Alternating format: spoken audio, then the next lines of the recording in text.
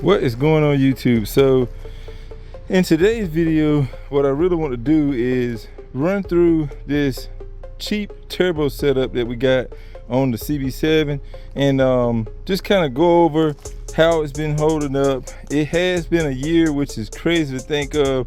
It's been a year turboed already, but time flies when you're having fun, I guess. But yeah guys, so last year around February, March-ish, I ended up swapping in this F23A, which we got from I think we got this one from JDM City for 300 bucks, which was stupid crazy.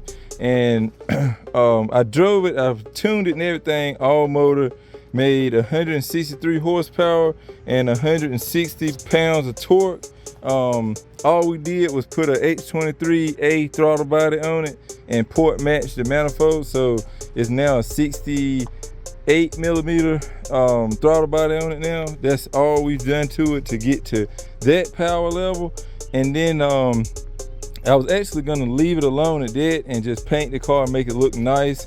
The car had AC, it was beautiful, and then I decided I wanted to ruin it and put this turbo stuff in it. But yeah, so for turbo, we got full Maxpeedingrods supporting parts. So the turbo was 180 bucks from Maxpeedingrods. The manifold we originally got was from Maxpeedingrods, but it was for a F22. We ended up changing directions and going with the F23. So I sourced a manifold myself for that. But the original log manifold was a Maxpeedingrods as well.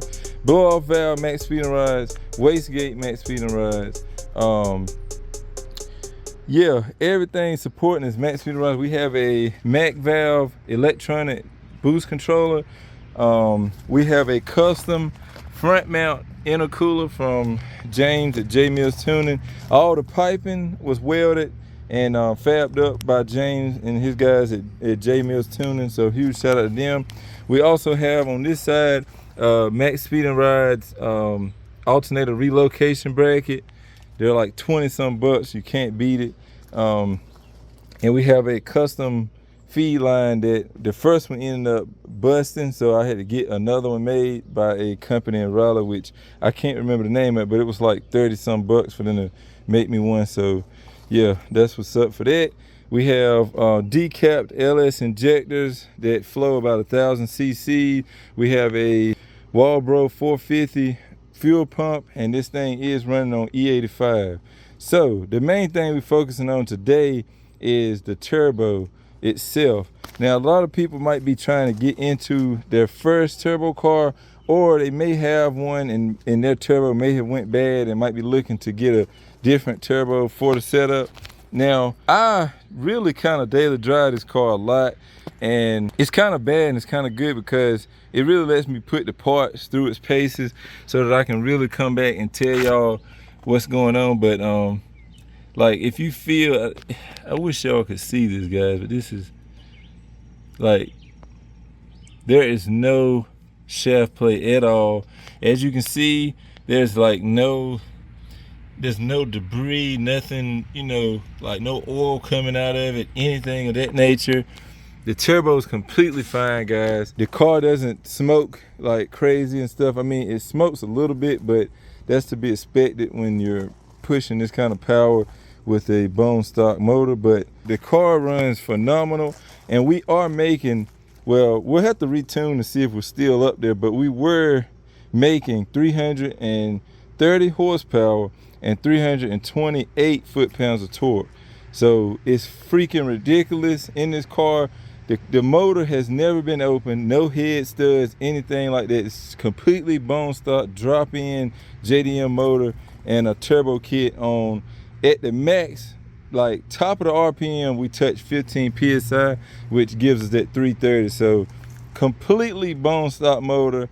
Probably could do a lot better if we had like a real manifold setup, which James says he's willing and ready to fabricate that for us so that when we build the engine, we can turn this thing up and hopefully see.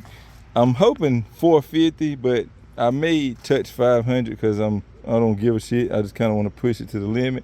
But that's all in future project stuff. But yeah, the turbo, guys, has no flaws to it, as you can see.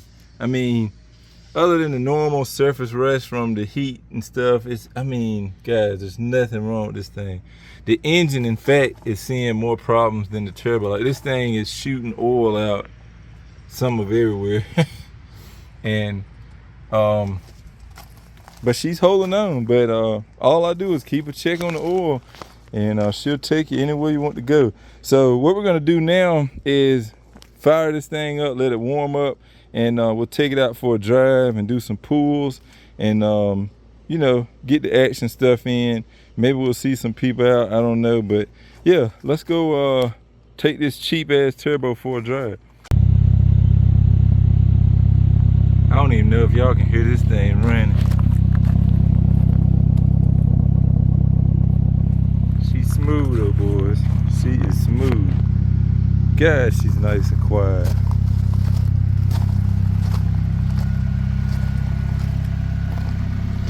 Nice and quiet. All right, let's go.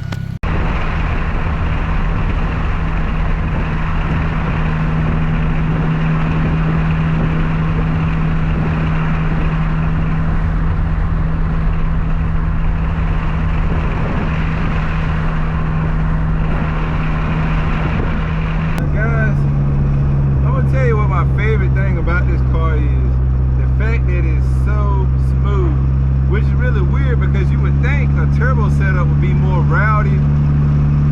I don't know.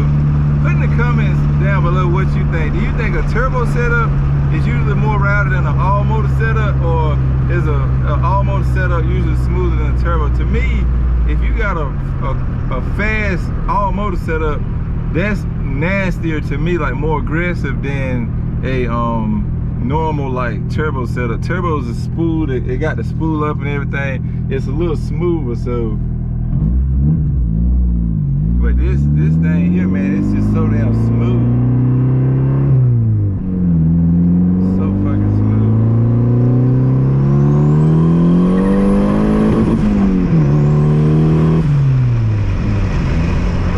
Like, you can be chilling like this, minding your business, and then you can drop back, I say about third gear, do a slight pull, man, she wakes right up every time.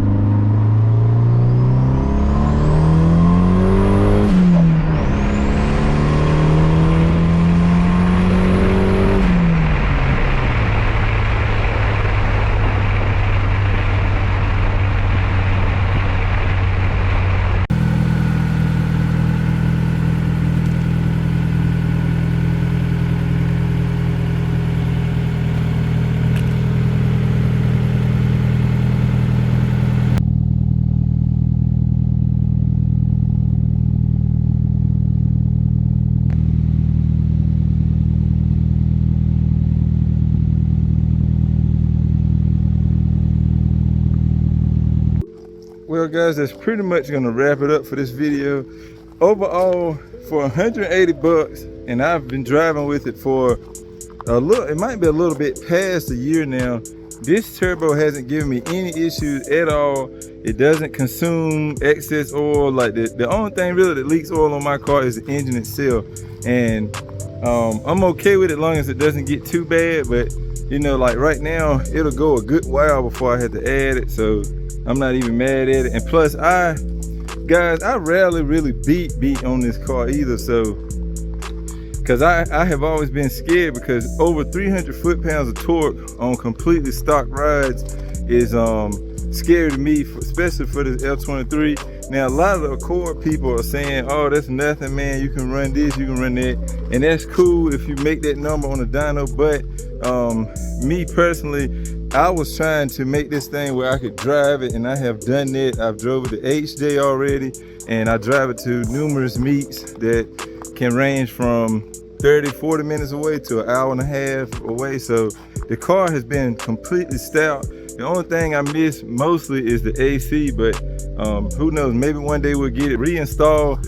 We just got to try to figure out a way to get around it. The way we got the downpipe routed, it's like right in the way of the compressor. So, but yeah, guys, with that being said, I hope y'all enjoyed this video.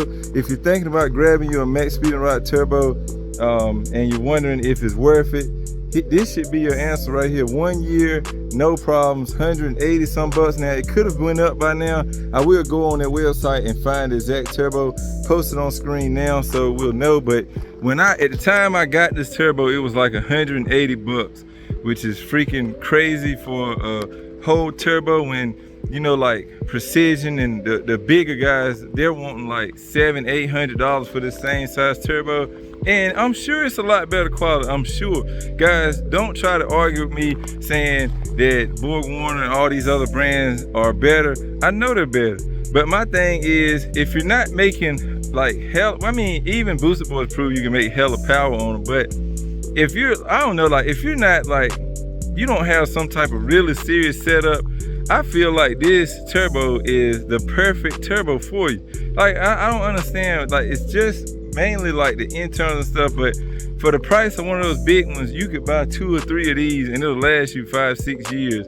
So I just don't get it. But with that being said, if you want, you can leave a comment down below as to what you think about cheap turbos versus name brands. Now, I'm not gonna go and say eBay's are the great turbos, because some eBay brands might be crappy.